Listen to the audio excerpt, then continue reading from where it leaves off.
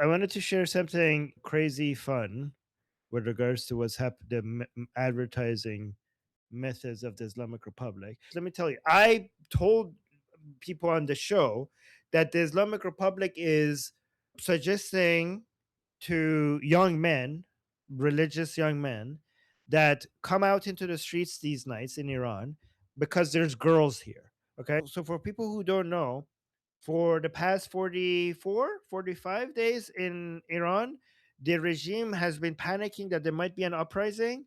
And they have asked the regime supporters to come into the streets every single night and every single day to save the regime from falling by occupying the streets. Right, so they're occupying the streets every single night, and they have told the regime supporters that you're saving the revolution for the Islamic Revolution by doing so, which is is also making the regime supporters more demanding because they're like, well, if you're alive because of us, then why are you not responding to our requests, which is like no negotiation, no ceasefire, right? But they have used all tactics to try to get regime supporters out in high numbers into the streets.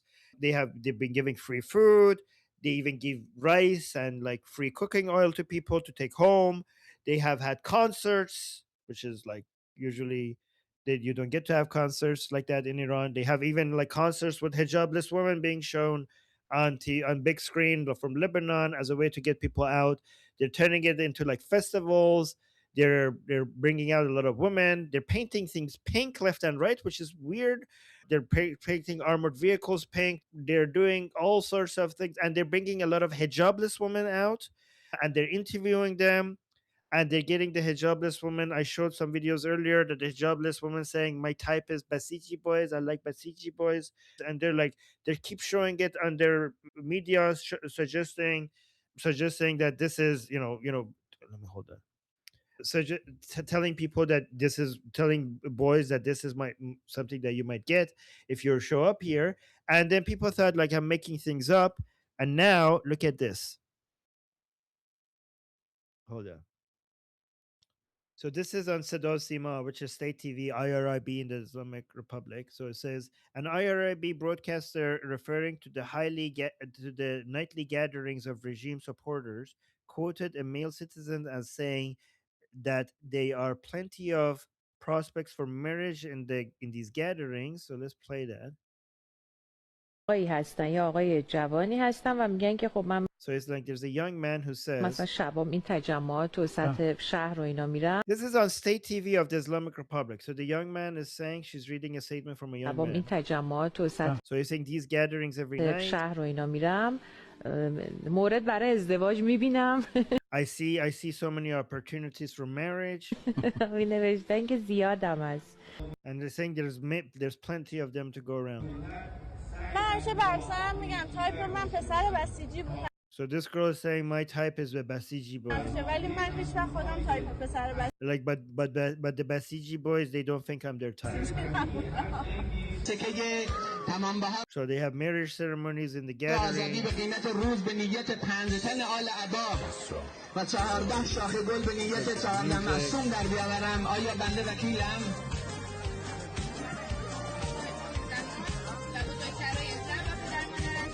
Okay, we had this other.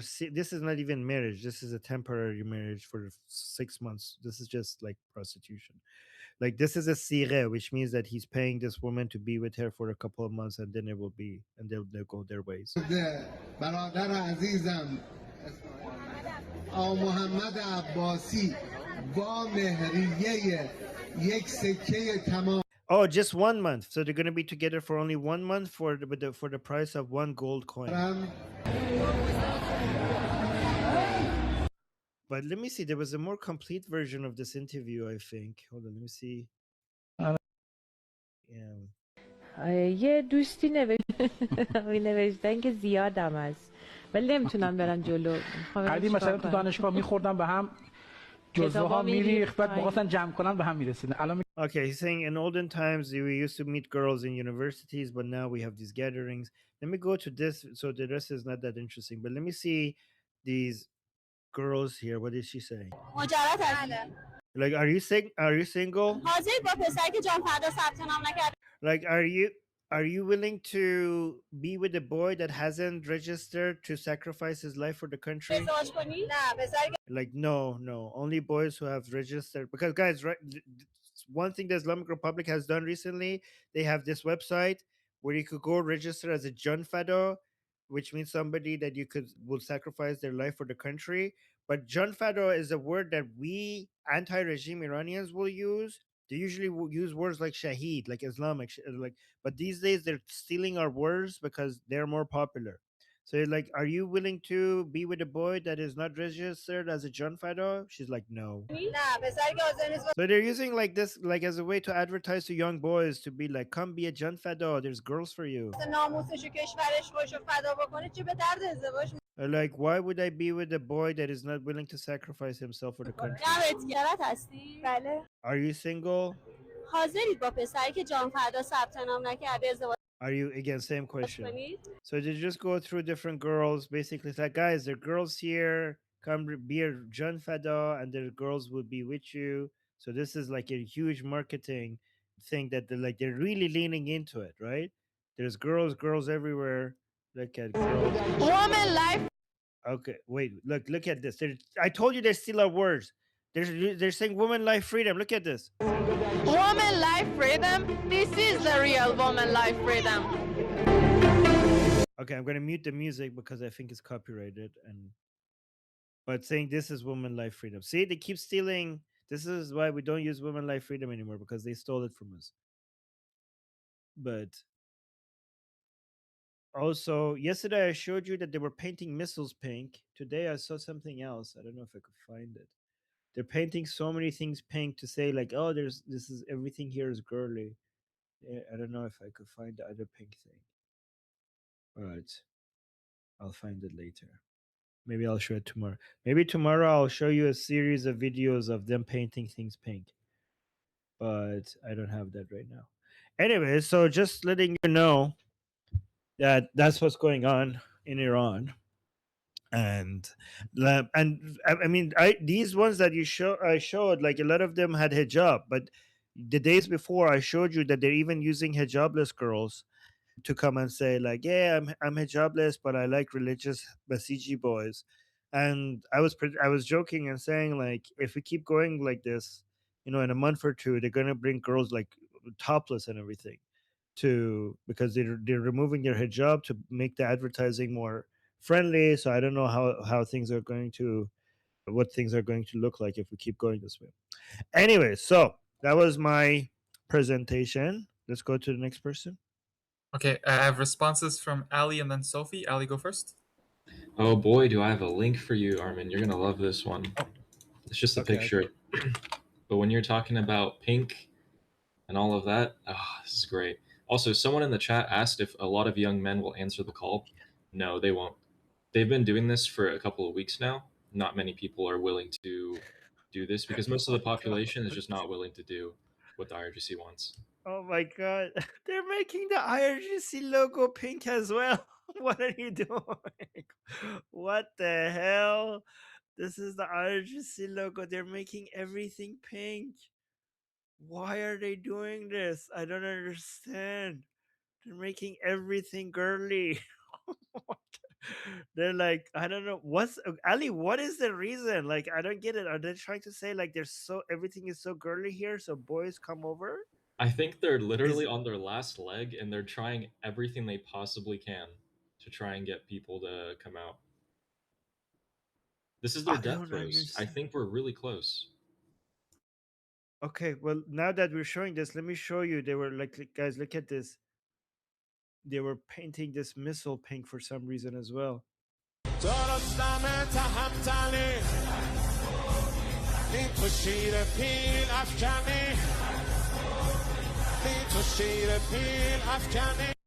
Yeah, I don't know. And they used to yesterday I showed you that they had armored vehicles, military armored vehicles in pink as well. So if I could find that, that would be great.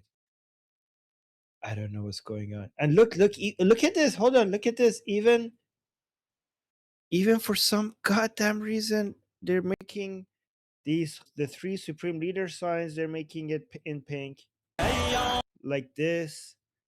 and then they're making their missiles pink. They're bringing all their missiles are pink, and yeah, this one. So I have to find the military, the armored vehicle, pink armored vehicles as well. Yeah, but I don't get it. I've been studying these Durkab jihadi people for years, and I don't get this. Like, I get so many other things, but I can't make sense of this. This is even beyond me right Okay, now. Okay. Sophie has a theory, and she's next on the list to respond. Okay. Sophie, go. Okay, so I wanted to ask, when we're seeing the women not just in the black chadors, but with the full face covering, Armin, I'm wondering if those are the foreign militia people or if this is spreading in the regime, aside from using the uncovered, hair covered people, you know, that are the crisis actors, if within the regime, full face cover, like niqab. So yeah, that's a very good question, because niqab is not common in Iran, even among religious people, right? Unless you're in some parts of Iran that is like not like, for example, in Tehran or Shiraz or Isfahan, you don't usually see the niqab. If somebody is religious, they wear the chador. That's how you communicate that you're religious, with the chador, right? My suspicion is that that is not a niqab. That is a mask, because these people do not want to be identified. Like, I think these people are afraid of Iranian people, and they're wearing that because they don't want to be identified. That's what I think is happening. Because it's not just the woman, many of the men are covering their faces as well, because they know how much they're hated. Does that make sense? Yes, thank you. I just wasn't sure if that was spreading as a religious thing or if it was just the, you know, like the pro-pally, we're covering our faces thing because we're doing Yeah, bad things. I think it's more of a security thing, because they know Iranian people hate them. Yeah, And I might be wrong, but Sophie, that's the guess. But yeah, go on. Sophie also said in the chat that according to Wall Street Journal, the pink is to get Western media attention for the Minab school. Oh, okay. Thank you. Now, by the way, with regards to the Minob school, guys, it's actually very telling that they keep talking about that, because here's the thing: we know that in any military operations, we're going to have tragic events and collateral damage, right? When people want to make the Americans and Israelis look like they're evil, they focus on the stories of the civilians who have been hurt rather than the numbers, right? Because if you want to judge the Americans and Israelis, you can't judge them based on the fact that civilians have died, because there is no military operation where civilians don't die. And if you want to basically call a military operation wrong because civilians have died, then no military operation can be justified. And basically, you might as well not have an army. And that's a ridiculous standard to have. What you do is you look at the ratio of civilians to combatants when it comes to casualty rates, and then you judge whether or not the military is doing that military has done all that it can to reduce civilian casualties. What you could expect is them doing everything they can to reduce civilian casualties. You could never expect them to have zero civilian casualties. And based on the numbers that we're seeing, Israel and United States do more than any military in the world to try to reduce civilian casualties. And that's what it comes down to at the end. I want to add that you should also compare that ratio to the environment they're operating in. Like you won't expect it to be the same if it's like an urban area versus in a wide country. That's a very good point, because their numbers actually look good generally. Their numbers look very good, but if you compare it to military to populated areas, to like cities and other places like that, like not in the battlefield, then the numbers look extra, like unbelievably good. Like then it looks even better when you compare it to other military operations within the city. Okay, Jeffrey is next to respond. So with regards to the pink missile and this all the pink stuff, a couple of things jump to mind, and this is again kind of underwrites why the battle of the narratives is so important. Part and parcel, and Armin, you probably I know you've talked about this on the show with Goldie. Tusi has, so this is for a more broader audience, not you. As you know, a young Iranian girl, a video went viral at a pro-regime AstroTurf event because it's not exactly an organic rally, is it? Where she asked the IRGC aerospace commander to quote unquote plow Tel Aviv with your pink missile. And so they painted one pink missile, and that got extended to like women's rallies and parades and all this other, well, like AstroTurf events. And that's all part of the Mullah regime's total resistance messaging, very much to Ali's point. So, what are kind of the three things that kind of jumps out at me? One, it's emotional and viral manipulation. Pink plus cute revolutionary girl makes the war footage more shareable and less grim to their people who they want to mobilize, and uses human cannon like human cruise missiles.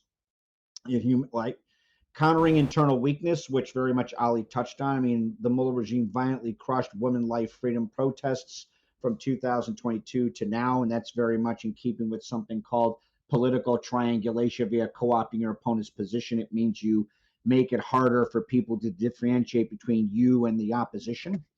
It makes it harder for the opposition to mobilize.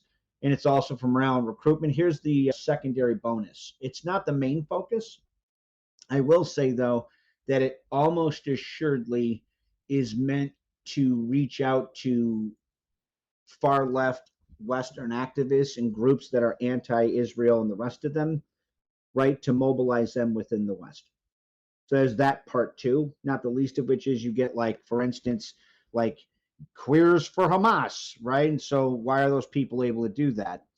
Well, in part because it's easy to say you're queers for Hamas in America, right? Because you're not in an environment where you will immediately suffer the negative repercussions for that racial, cultural, national, and or gender or sexual orientation masochism. Right? You don't see that happen in Gaza because there aren't no gays in Gaza. They get all killed. Right? The other part is, in pushback to that, you're going, look, these people want you dead. So that kind of delegitimized the red part of the Red-Green Alliance.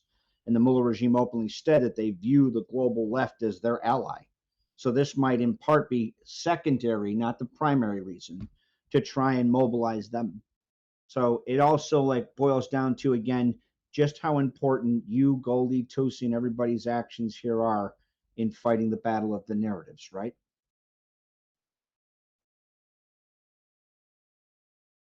And Cat Lady also wants to respond.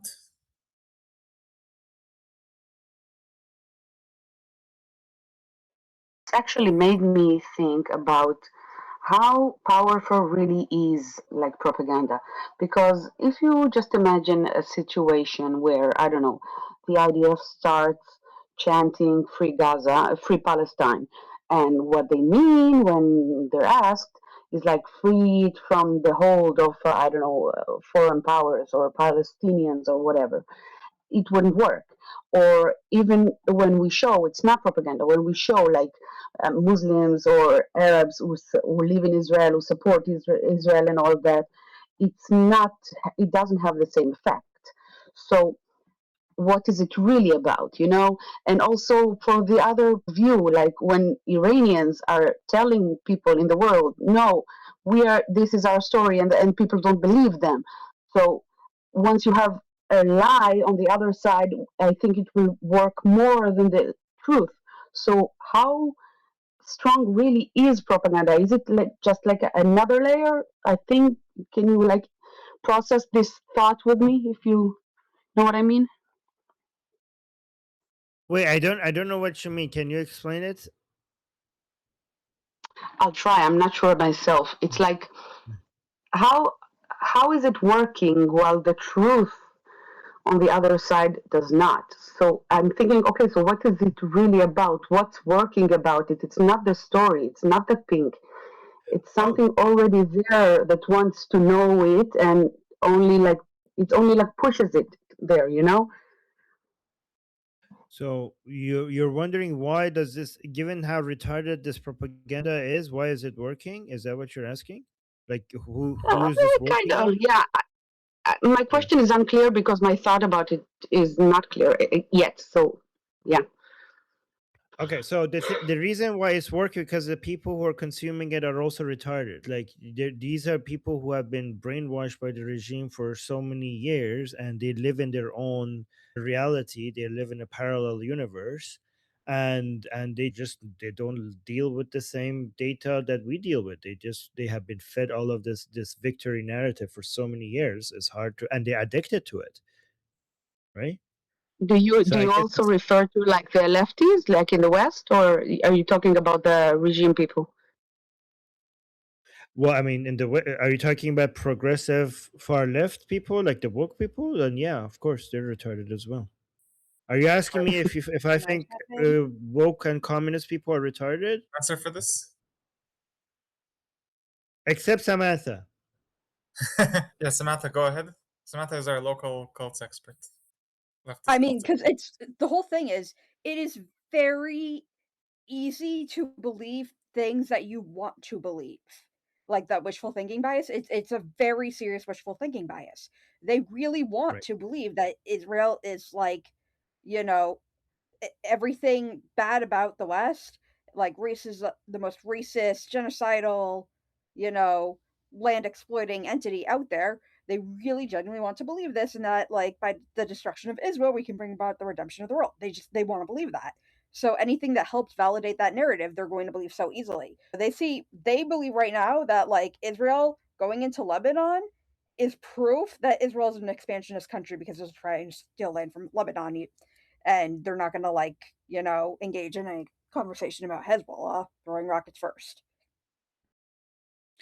Yeah, the cure to that is to listen to the people who disagree with you often and sometimes think to yourself, what if they're right? Okay, this is why more than half of the content that I follow is from people who I disagree with, and every once in a while I'll try to consider that maybe they're right, and this is what I encourage other people to do as well. So you're not like fixated on Iran. Can I send you like commie videos to react to? Yeah, for sure. I love to do that. You're not gonna like my Please share them in the reaction, group. but- Okay, yeah, share in the group as well. Yeah. Okay, Miracle Destiny is next.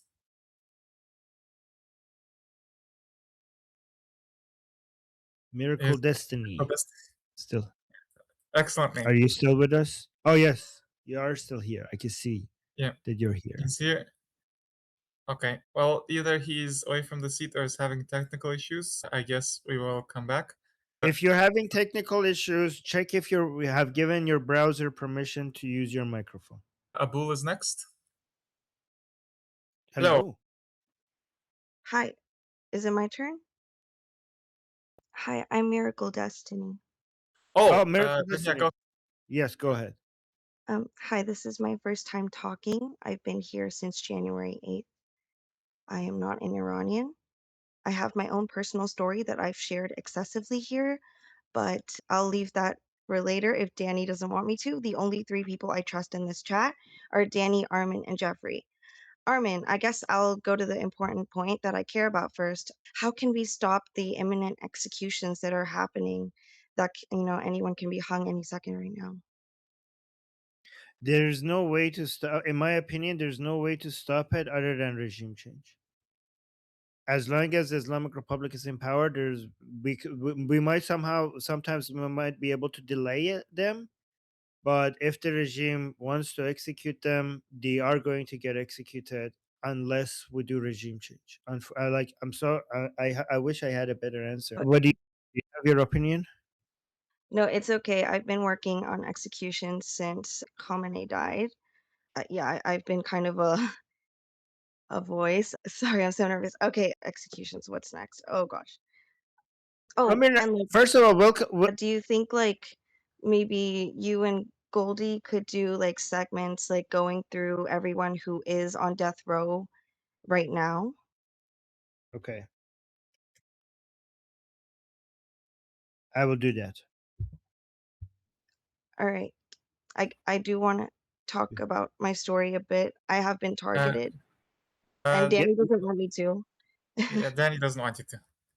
Is it for I- security safety reasons, Danny? No, Like, right? No, have it's for other reasons.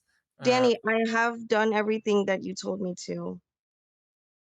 So Yeah, if maybe you can share it afterwards. can I reach out to Jeffrey and Danny in private and maybe Armin? Sure. All right. Danny, I'll can talk you to you guys. write me on WhatsApp? What? Hold on. Danny, don't say anything yet, please. I don't want to talk to Armin yet. Just I'll talk to you and Jeffrey first, okay? Jeffrey wants to respond. Yeah. So the question regarding like the Armin's tragically right in the broader sense, yeah, because the Mullah regime dispersed all their stuff, so it's kind of, unless you have a full regime change where you eliminate all the regime remnants, that's like to have that go down to zero that's a low probability, as shitty as that is to say. That being said, there were some things we did look at and are still looking at, things that Israel did initially with regards to weaponized drone swarms, things like directed energy, which I'm not going to go into, or say one of the things I sent up the chain was the use of inert munitions that are brilliant guided. This is something we did in the first and second Gulf War, which is we take the explosives out of a bomb and then fill the bomb with concrete so that it, if I like, let's say we have somebody in a particular prison and we're trying to sit there and like, how do we don't want these people to die in prison. So like, what can we do? If we drop small diameter bombs or things with explosives is probably going to kill a lot of prisoners. So, how do we kill the guards and not the prisoners? One of the things they looked at was brilliant guided inert munitions, right? So you have this 2,000-pound blockbuster bomb that has no explosives, say hit a guard tower at, a couple hundred miles an hour. That guy's dead. The guys inside aren't dead. I mean, that's